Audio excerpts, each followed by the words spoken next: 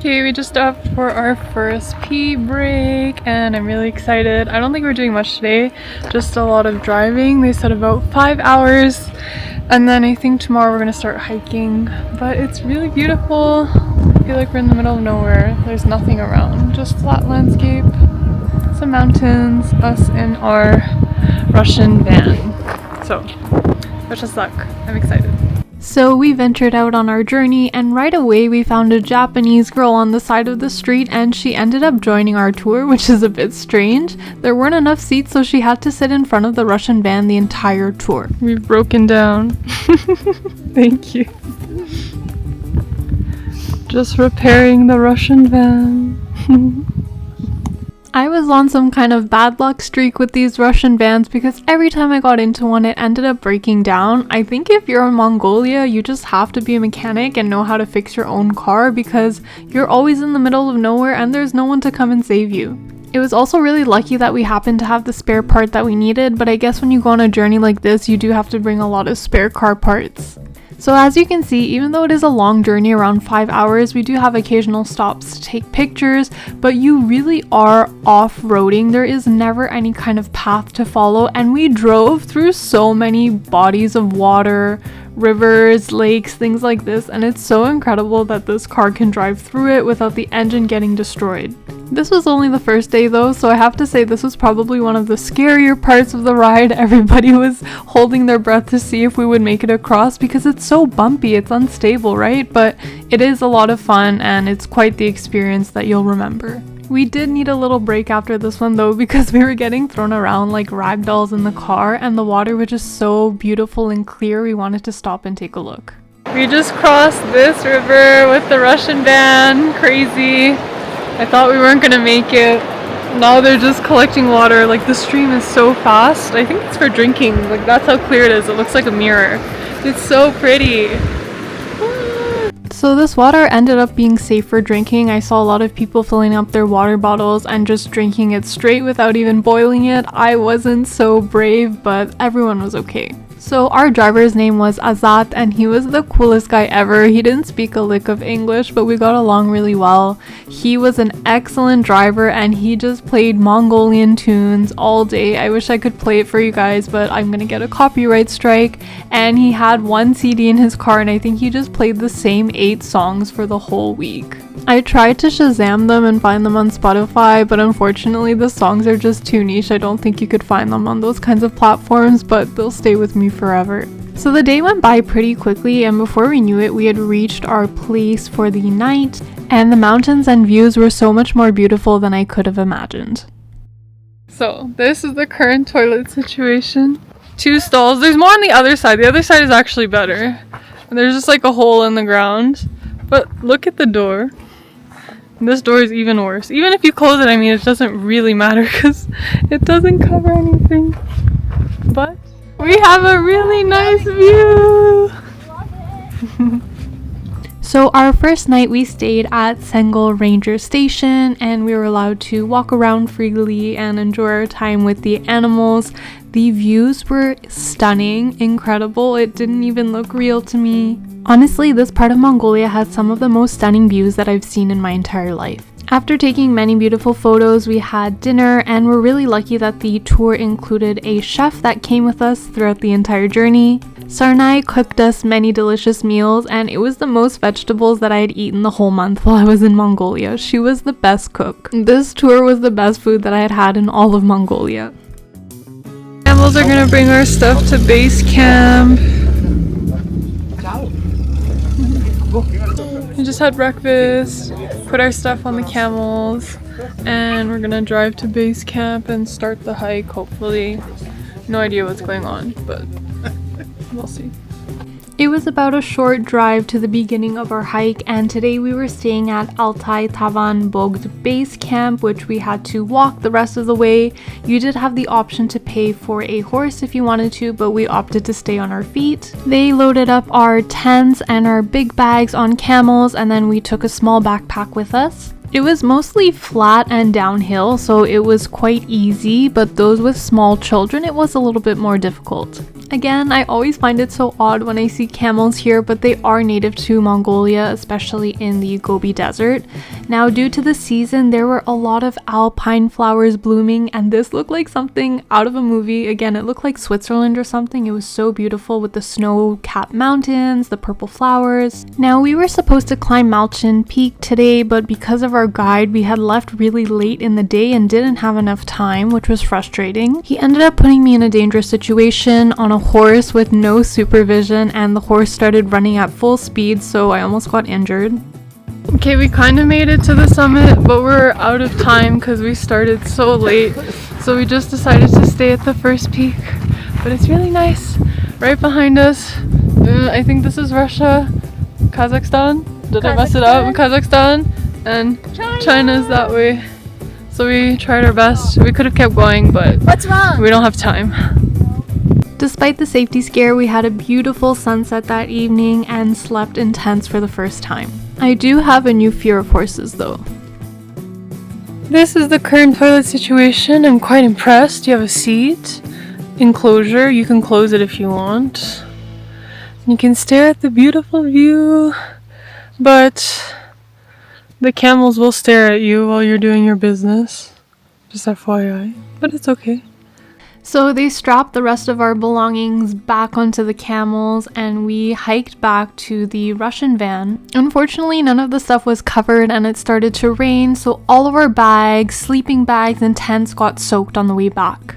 We took a short stop to see the Milky River. It truly did have a milky color, and this is from the different minerals in the water. We were told that this part of the road was quite dangerous, so we had to all step out and climb up this hill. The scenery was magnificent. It looked like a Mac screensaver. The climb was okay for me, but I do think it was a little bit unreasonable to make the children climb. So we just walked up this giant hill because apparently it's not safe and it's too heavy in the Russian van when all the people are inside. So it's a little bit tiring, a little bit unimpressed that our guide stayed in and let all the women walk up while he stayed with the driver, but that's how it is. And I got my steps in for today, so it's good. As we were waiting for our van to come pick us up, 2 more Russian vans drove by with all of their passengers inside. I think our van was a little bit weaker because it had broken down earlier in the trip. I was more than happy to get out, but again, I don't think it's fair to ask 2 3-year-olds to climb while our guide, who is perfectly capable to climb, stayed inside the van. As we continued on our journey, we were blessed to see a double rainbow, so again, we had to get outside and take pictures because it was such a magnificent thing to see. We were really lucky on this tour and kept seeing really beautiful things. We found the most beautiful rainbow! It even has a purple. The purple is super rare. So nice. We just hiked to the top of this hill. It's supposedly a magical spring. Lots of mosquitoes. See how there's all these white cloths, and the water here is supposed to have healing properties, so really excited to try it. A little bit winded from that climb though, but I'm hoping these magical properties are true. I'm going to fill up the water.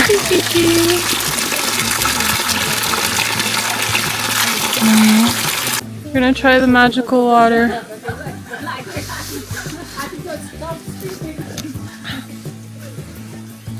It tastes like water. I hope it does wonders. I hope it heals my knee. My knee hurts a little bit. I fell like 5 times yesterday and in Nepal. And I hope it heals everything internally. There's a lot of mosquitoes.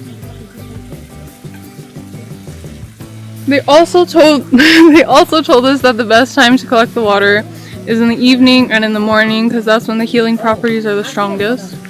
I'm not sure why, but just so you know. Okay, we're in our tent. Third night of the tour, second night in the tent. Hopefully we figured it out this time. It rained all day, so all of our stuff is wet. And then they left the sleeping bags outside, so then the sleeping bags got wet, the mattresses got wet, the blankets got wet, everything got wet. But I ran and I got 2 dry ones. So we're currently in our little sleeping bags, our tent, which is literally wet behind us, but I think we're gonna stay dry and hopefully tomorrow will be better. After a freezing night, the sun came out in the morning to lift our spirits, so we instantly brought out all of the stuff so that we could let it dry out a little bit before we packed up and left for the day. Sarnai was working hard to cook us a delicious breakfast and some ready-to-go meals for lunch, and of course, never-ending snacks. Okay, it's our last day camping. It was really cold last night, so we didn't sleep too well in the tent. We were like sliding next to each other so that we could be warmer, but it's fine. It's really beautiful. Sunny day right now. We just had breakfast. It's a little bit of a slow morning. We're packing away our tents and then we're gonna drive to the next destination. Okay, we're leaving camp soon. That's our van and our stuff over there. There's literally no one here. The only problem is that this is all open, flat space and there's nowhere to pee. I mean, there is like a forest all the way up there, but like who's trying to hike up that every time they have to pee? So there's like these giant rocks over here. So every time I have to pee, I have to walk all the way over here to get some protection from the rocks. I mean, in the nighttime it's fine, you can go wherever you want. No one's gonna see you, but yeah, I'm tired from all this hiking and then walking super far to go pee. But it's fine, it's part of the adventure. I'm in Mongolia, it's incredible, so I shouldn't complain. We were really excited today because we were on our way to go stay with the eagle hunter families, and if you know anything about Mongolia, you think eagle hunters. We started off with a delicious lunch and their living space was beautiful. I felt like I was in New Zealand or in Hobbiton from the Lord of the Rings. And then they invited us into their Kazakh style gers to try some of their homemade cheese products, which were delicious. Okay, we just arrived at the eagle hunting families. And we're staying in one of these gers tonight. They're beautiful, giant, colorful Kazakh gers. And they offered us some milk tea and lots of cheese products, which were delicious. My favorite one was like the cheese curd with the sugar. Really, really good. I recommend that you try. And we're just waiting for the eagles to fly back so we can take some pictures. And then we're gonna get to see the eagle hunters tonight and ask some questions, so I'm really excited about that. It started being a little bit gloomy at first, but we were really lucky because the sun came out and the grass was so green and beautiful. We saw this eagle and we thought it was wild, so we were trying not to scare it off, but then we got closer and realized that it belonged to the eagle hunter and it was roped to the post. This is a place I'd love to come on weekends or even the summertime just to unwind and relax. I knew we were really out in nature though because we kept finding all of these bones and skulls from the previously deceased animals. There were no showers here, so our only option was to take a bath in this river if we wanted to, but it was ice cold, so we all opted not to. The fatigue of cold, sleepless nights in the tents were starting to hit us, but the nature here was rejuvenating and we knew that we were going to sleep in a gers tonight, so we felt better. In the evening, the eagle hunter surprised us with a singing performance. He was incredible and we all enjoyed just sitting around the circle and listening to him sing traditional folk music. We knew some of the songs because Azat had been playing them in the Russian van.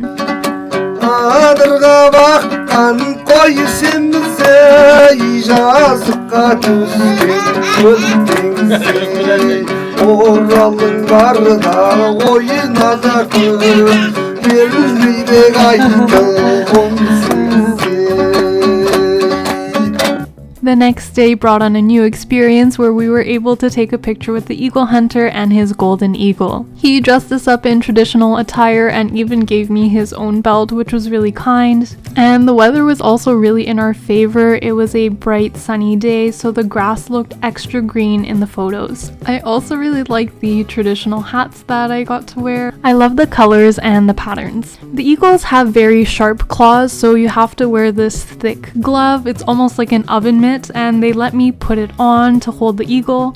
I got some really beautiful solo shots, but oh my gosh, the eagle is so much heavier than you would imagine. It looks like it's light and you can kind of put your arm up and down to get its wings to spread, so it is lighter, but the eagle weighs at least 10 pounds. Safe to say, I need to hit the gym and work on my upper body strength.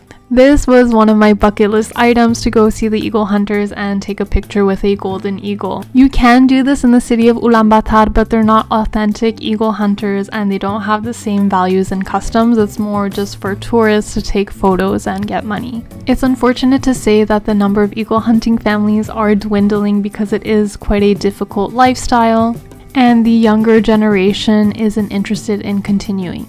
That being said, I'm so grateful to have spent time with the eagle hunter family. I think they are a dying breed and it is an invaluable experience. We were even fortunate enough to have a Q&A with him and he answered all of our questions thoroughly that we had about the eagles. Side note, do you think the purple or the green outfit looked better on me? I really like the hat and the green one.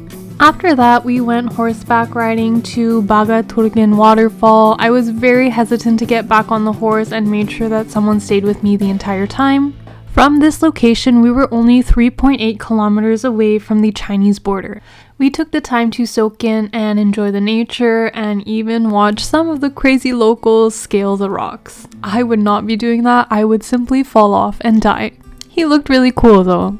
Now, another stroke of luck, we just so happened to be visiting this area when there was a horse racing tournament going on and we were invited to attend. We're really lucky, there's horse racing today. So we're just at the place for the racing horses. They're gonna start soon. I hope we miss the adults, but we're gonna get to watch the baby horses race, which is really cool. Very, very lucky today. We had missed the adults race in the morning, but that was fine because there was still the children's division going on. And this is really just as authentic as it could get. A bunch of people show up in the middle of nowhere. I don't even know how they agree on a spot, and they show up on horse or they come on their motorcycle or by car. Again, this wasn't great for my newfound fear of horses, but I was able to push through. I figured if all of these young children could deal with the horses, then so could I. I also think there's a little bit of a disconnect because most people know how to ride a horse in Mongolia. It's seen as a basic life skill, so they just assume that tourists know how to ride them as well. It was so nice to see how into it the crowd got. They really spent the time to support and cheer on every single one of the riders. I was thoroughly impressed with the children's ability to ride these horses, and some of them were even riding bareback without a saddle. I don't know how they stayed on. It was entertaining and humbling to watch these kids ride these horses like it was the easiest thing in the world while I struggled. It was also fun to see them try and catch horses that kind of went rogue and tried to run away. Anywhere you looked, there was some form of entertainment going on, and I was so happy to be a part of this experience because there were no other tourists or foreigners around. They had an award ceremony at the end where they would place the medal around the horse's ears and it would kind of dangle over their face. I don't think they were such a big fan of that. And then after everybody finished taking their pictures, it was time to pack up and go home. And it was quite funny just to watch everyone ride their horse back home, but I guess it is a form of transportation. It's just not something that I'm accustomed to seeing. After that, we headed back to the eagle hunters family's home, and it was our last night there, so we were just enjoying the green pastures and all the animals that were freely grazing. I mean, look at this black stallion. Another shot of what looks like the Shire, and then I was able to get one more video of the eagle up close without its hat on. Just as we were passing by, we saw a lot of goats grazing, so we decided to walk towards them, but it was quite windy, so I had to mute this part. The video itself cannot even show you how many goats there were, but I promise you it seemed like there were hundreds and hundreds, but they kept running away. And another chance of perfect timing, the baby goat that we saw earlier, we saw it reunited with its mom, which was a really cute moment to capture on video. Now remember, when there are a lot of free grazing animals like this, there is going to be a lot of poop, so make sure that you bring your hiking boots. We bade the cute sheep farewell and headed out for dinner, and since it was our last night, they decided to make a big bonfire for us and kind of a party, which was really sweet, and we spent the night dancing around the fire, which was a lot of fun. So now I can say I've officially been to a Mongolian bonfire party. Definitely a unique experience. Okay, it's our last day of the tour. Really sad. I feel like we just started to get to know everyone. Everyone's eating lunch back there, but I finished a little bit early. The sun is shining even though it was raining earlier today, and it is the most beautiful view. The sun is facing me, so the lighting's a little bit bad, but you can see how beautiful the lake is and the mountains and everything. It's like what a magical place to eat lunch and finish off the tour. I really feel like I'm in Switzerland or something. Like the mountains in the background are crazy. Yeah, I've never been to Switzerland, but this is what I imagine it would look like. It's so nice. It doesn't even look real. It looks like a fake background every time I look at it. So beautiful. We're going to go see the petroglyphs. I think that's the last thing that we're going to do, and then we're going to go to the tour guide's place, sleep one night in the Gur. And then we have the dreaded 28-hour bus ride back to Ulaanbaatar. So we just saw the petroglyphs, and apparently there's more at this rock. Of course, there's always some extreme terrain, so make sure you wear hiking boots. So, just going to that rock over there. Wish me luck. Even though the Russian van had given me so much trouble and broken down so many times, since I knew it was our last time inside it, I was kind of feeling nostalgic and I knew I was going to miss the ride. It's the end of the trip in Mongolia. I can't believe it went by so fast. I didn't think I was gonna stay here for so long, but I am staying the full 30 days. I'm using the full visa, and then I'm flying to Kazakhstan.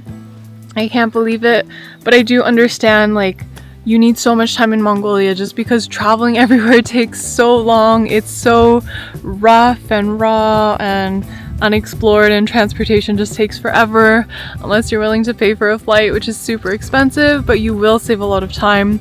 So if you have the money, I say just do it.